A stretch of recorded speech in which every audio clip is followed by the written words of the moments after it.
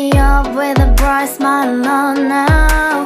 Put me in the dark, so won't get lost now. To the moonlight, eyes you. नमस्कार, मी प्रथमेश जाधव, मराठी टेकी ह्या चॅनलचा host.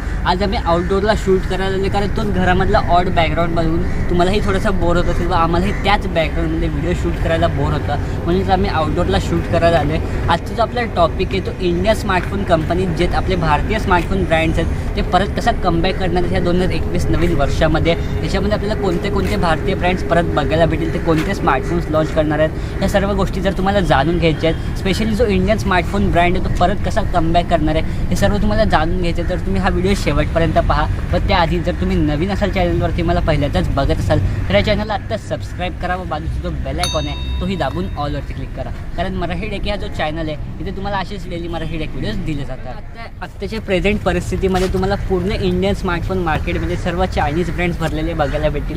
इंडियाचा जो नंबर 1 स्मार्टफोन ब्रँड आहे तोही एक आपल्याला चायनीज ब्रँड बघायला भेटतो. पण एकेकाळी 3-4 वर्ष आधी तुम्हाला इंडियन स्मार्टफोन मार्केटमध्ये स्पेशली इंडियन ब्रँड्सच बघायला भेटत होते. मायक्रोमॅक्स, लावा, कार्बन हे आपल्या इंडियामध्ये एक राज करताना बघायला भेटत होते. ह्यांच्या मागची सक्सेस स्टोरी काय होती की हे जे ब्रँड्स आहेत ते त्या काळी स्मार्टफोन्स लॉन्च करत होते जेव्हा आपल्याला सॅमसंग, नोकियासारख्या ज्या कंपनीज आहेत ते क्वालिटी स्मार्टफोन्स 15-20 हजाराच्या वरती लॉन्च करत होते.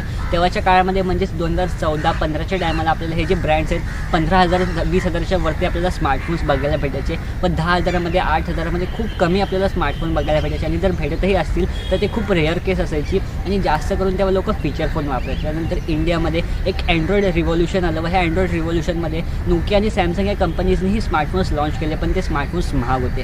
एका सामान्य भारतीय माणसाला तो स्मार्टफोन परवडायचा नाही व हेच जे कारण आहे ते बाकीचे जे आपले इंडियन स्मार्टफोन ब्रँड्स आहेत त्यांनी बघितलं व त्यांनी हीच परिस्थिती सॉल्व्ह करण्यासाठी त्यांचे स्मार्टफोन्स लॉन्च करत गेले. आता त्यांनी जेव्हा स्मार्टफोन्स लॉन्च केले ते काही स्मार्टफोन्स जे आहेत ते त्यांनी बाहेरनंही ऑर्डर केले. चायनामधनं ते स्मार्टफोन्स ऑर्डर करून इंडियामध्ये ते पब्लिश करायचे, म्हणजेच ॲज अ रिब्रँडेड स्मार्टफोन ते पब्लिश करायचे. पण हे सक्सेसफुल का झाले, कारण त्यांचे जे स्मार्टफोन्स आहेत ते आपल्याला एक चांगल्या क्वालिटीचेही बघायला भेटायचे. जे फीचर्स आहेत स्मार्टफोनमध्ये तेही चांगले बघायला भेटायचे, म्हणजे ह्याची प्रायझिंग होती ती तुम्हाला कमी बघायला भेटायची. फक्त फरक एवढाच होता की जे स्मार्टफोन्स आहेत ते स्वतः नव्हते डेव्हलप करत, चायनामधनं ते स्मार्टफोन्स ऑर्डर करून आणायचे. तरी हे जे कार्बन, लावा, मायक्रोमॅक्स हे कंपनीज होत्या रिब्रँडेड स्मार्टफोन म्हणजे चायनीज स्मार्टफोन रिब्रँड करून भारतामध्ये लॉन्च करायचे. तरी पण जो सामान्य मनुष्याचा प्रश्न होता तो ही ज्यांनी सॉल्व्ह झालेला, कारण ॲट द एंड त्या माणसाला एक फीचर फोनपासून अँड्रॉइड स्मार्टफोनवरती शिफ्ट व्हायचं होतं. पण नोकिया आणि सॅमसंग हे क्वालिटी स्मार्टफोन ब्रँड होते, पण त्यांची जी प्रायझिंग होती ती खूप जास्त बघायला भेटत होती. स्पेशली त्या काळामध्ये जे सॅमसंगचे स्मार्टफोन्स होते, जे नोकियाचे स्मार्टफोन होते ते क्वालिटी स्मार्टफोन मानले जायचे. हे असं नव्हतं की हे लोकही अँड्रॉइड स्मार्टफोन नाही लॉन्च करत होते, हेही करत होते, फक्त त्या स्मार्टफोनची जी प्राईस आहे ती आपल्याला जास्त बघायला भेटत होती. 15-20 हजाराच्या वरती आपल्याला सॅमसंगचे स्मार्टफोन्स बघायला भेटायचे. रेअरली एकदम कमी केसेस होते की आपल्याला एवढं कमी प्राईजमध्ये स्मार्टफोन बघायला भेटायचे. व ह्याच गोष्टीला भरताना हे जे कार्बन, लावा, मायक्रोमॅक्स कंपनीज आहेत यांनी चायनामधला ते स्मार्टफोन्स आणून आपल्याला कमी प्राईजमध्ये ते स्मार्टफोन्स दिले व जो माणसाला फीचर फोनपासून एक अँड्रॉइड स्मार्टफोन ते शिफ्ट होत होतं त्याची ती गरजही पूर्ण झाली व त्याला एक अँड्रॉइड स्मार्टफोनही भेटला आणि त्याचे जे कमी प्राईजमध्ये जे 7-8 हजार रुपये बजेट आहे त्या बजेटमध्येही त्याला तो अँड्रॉइड स्मार्टफोन भेटून गेला. जेव्हा हे सर्व चालू होतं इंडियन मार्केटमध्ये मायक्रोमॅक्स, लावा, कार्बन हे जे कंपनीज होते ते राज करत होत्या भारतीय स्मार्टफोन मार्केटवरती. आपल्याला टॉप लेवलमध्ये ह्या कंपनीज बघायला भेटत होत्या, कारण हे कमी प्राईजमध्ये स्मार्टफोन्स लॉन्च करायचे तर चांगले फीचर्सही प्रोव्हाइड करायचे, म्हणून यांची जी सेल होती ती खूप जास्त होत होती व ह्या कारणामुळे ह्याची कंपनीज तिथे टॉप लेवलला पोहोचलेले इंडियन मार्केटमध्ये. व ह्याच्यानंतर एंट्री होते इंडियन मार्केटमध्ये Xiaomi सारख्या कंपनीची. जी Xiaomi कंपनी आहे त्यांनी स्टार्टिंगला जी एंट्री घेतलेली ती त्यांनी online as a online brand म्हणून त्यांनी एंट्री घेतलेली.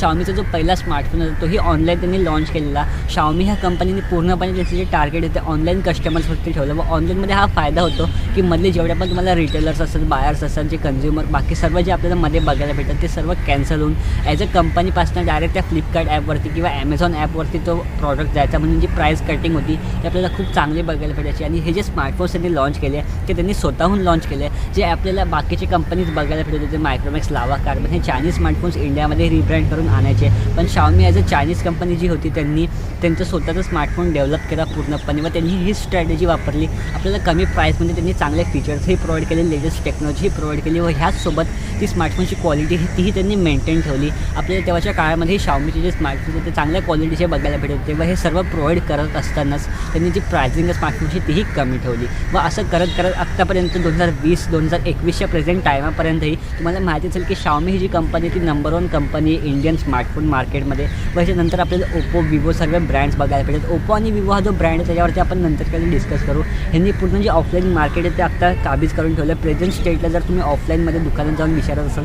मला खूप जास्त चान्सेस आहेत की ते जे दुकानदार आहे ओप्पोचा किंवा विवोचा एक फोन रेकमेंड करतील, म्हणून ह्यांनी पूर्ण जे ऑफलाईन मार्केट आहे ते काबीज करून ठेवले आहे. आणि हे सर्व चालत असताना आत्ता तुम्हाला माहिती असेल की कोरोनाच्या टायमाला नंतर टिकटॉकसारखे खूप सारे चायनीज ॲप्सही बॅन झाले.